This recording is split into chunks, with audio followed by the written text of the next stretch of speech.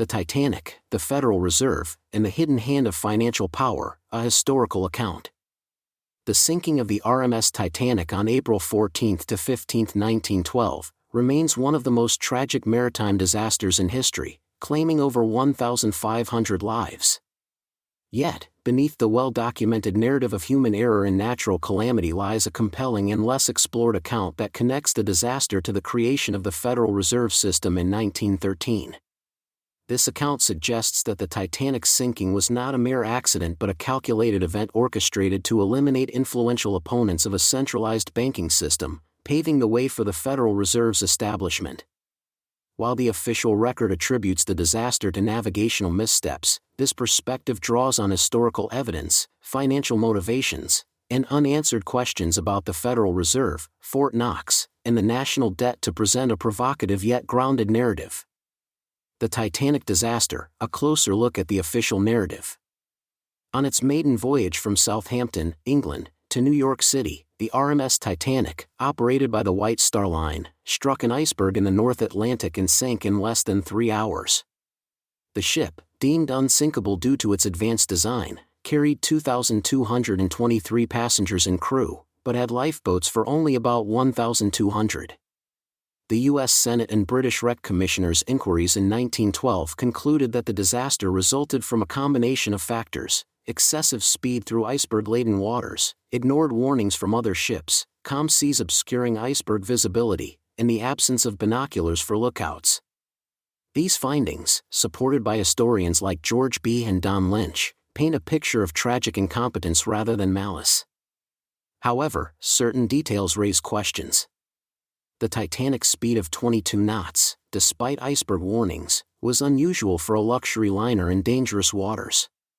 The lack of binoculars for lookouts, as testified by crew member Frederick Fleet, hindered iceberg detection. Moreover, the White Star Line's decision to equip the ship with fewer lifeboats than needed, prioritizing aesthetics over safety, seems reckless for a vessel of such prestige. These anomalies, while explained as errors in official reports, provide a foundation for examining alternative explanations tied to the era's financial landscape. The Federal Reserve, a private entity born in secrecy. The Federal Reserve System, established by the Federal Reserve Act of 1913, is a central banking system that controls U.S. monetary policy, regulates banks, and manages the money supply. Contrary to common perception, the Federal Reserve is not a fully public institution but a hybrid entity with private characteristics. Its structure includes a board of governors appointed by the President and confirmed by the Senate, but its 12 regional Federal Reserve banks are owned by member commercial banks, which hold shares and elect directors. This private ownership, detailed in the Federal Reserve's own publications, means that while the government oversees its operations, private bankers wield significant influence.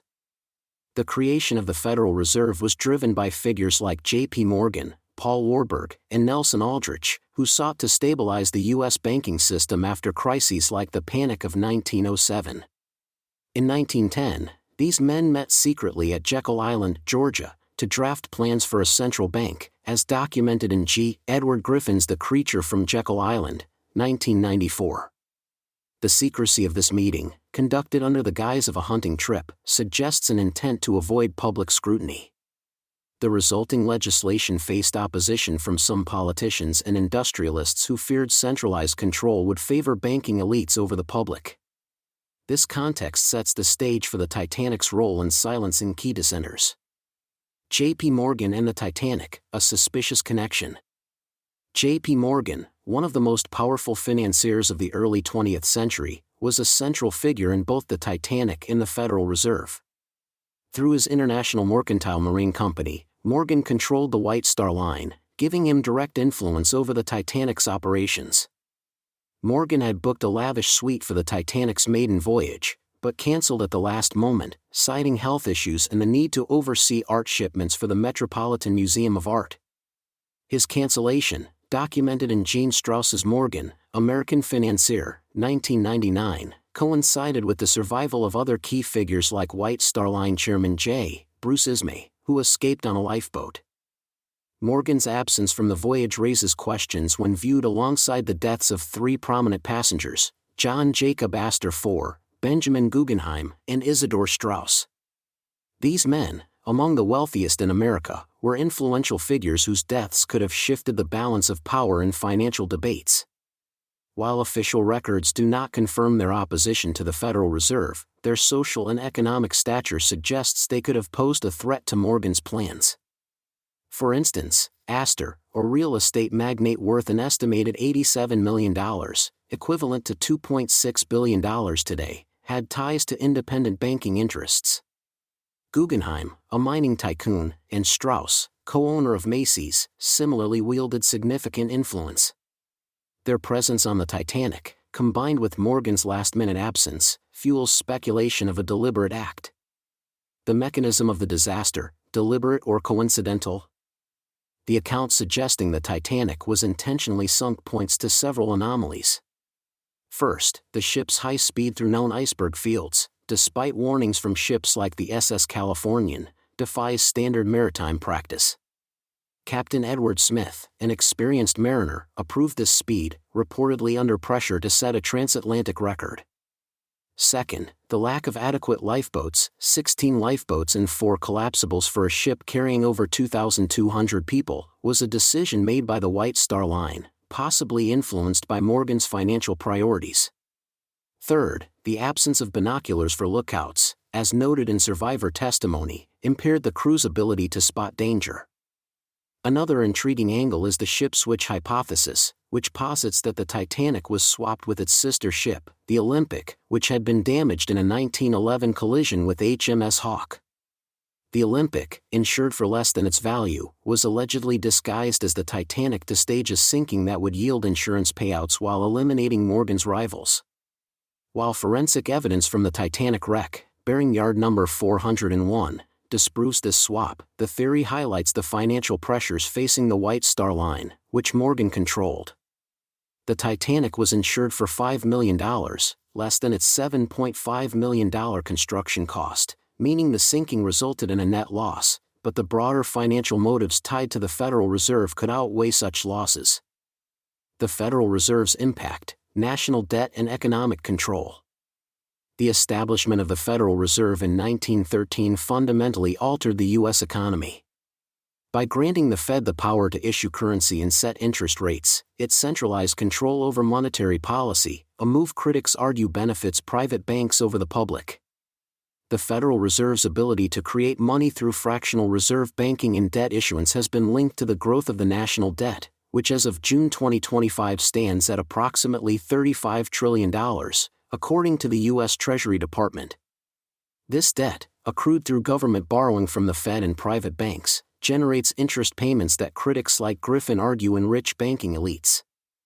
The Fed's private structure amplifies these concerns.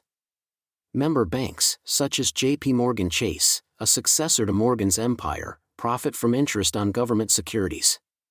The Fed's independence from direct congressional oversight, while intended to insulate monetary policy from politics, raises questions about accountability. Historical critics, including Congressman Louis T. McFadden in the 1930s, accused the Fed of serving international bankers, a sentiment echoed in modern discussions on platforms like X, where users frequently question the Fed's transparency. Fort Knox, the mystery of America's gold reserves. A related issue is the status of the U.S. gold reserves, stored at Fort Knox, Kentucky. The Federal Reserve's creation shifted the U.S. from a gold-based currency to a fiat system, where money is backed by government decree rather than physical assets. Fort Knox, housing an estimated 147.3 million ounces of gold, worth roughly $360 billion at $2,400 per ounce in 2025, is central to debates about the Fed's legitimacy.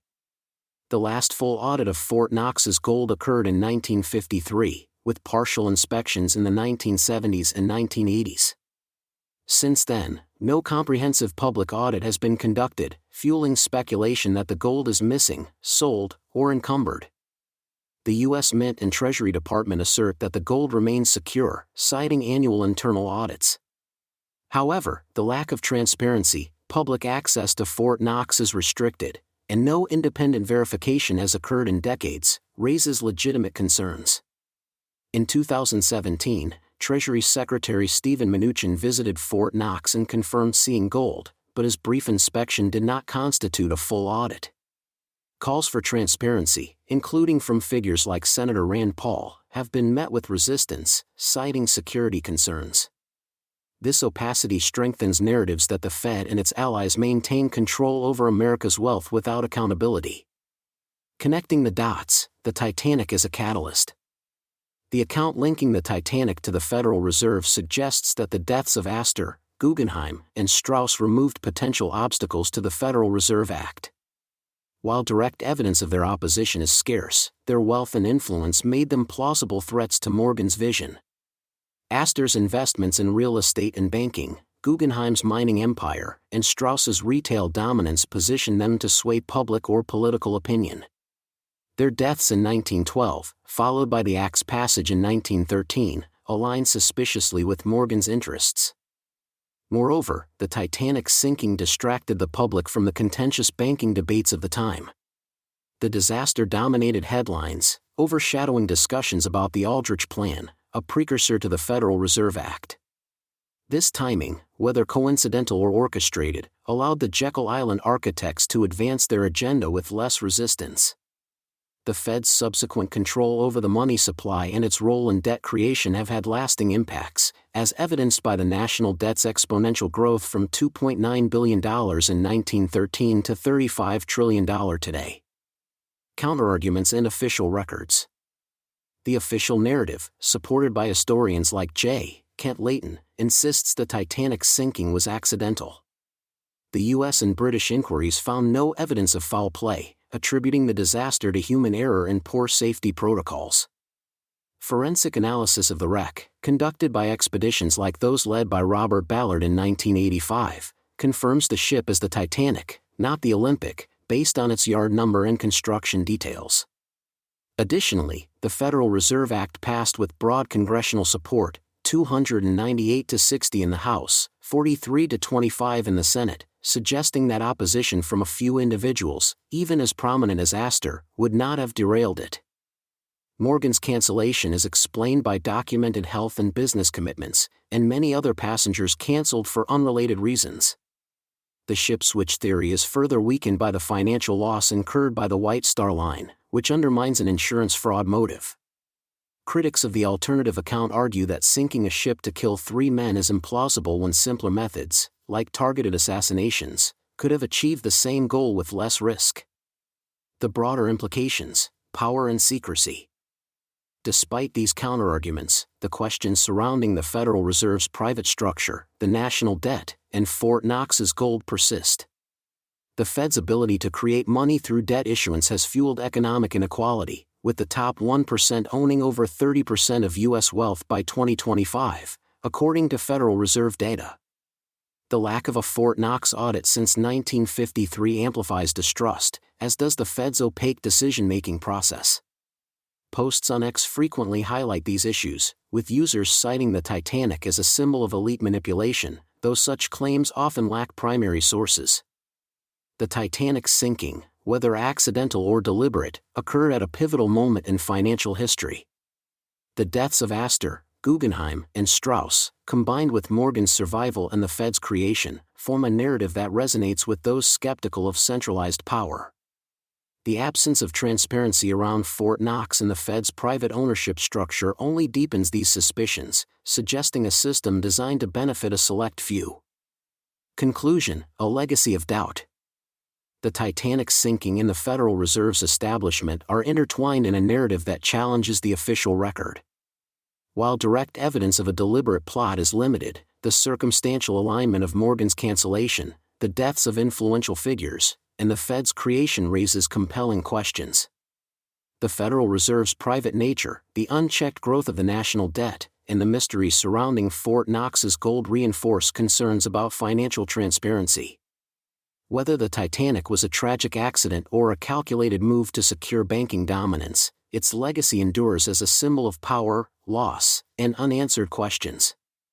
As we reflect on these events, the call for accountability in America's financial system remains as urgent as ever.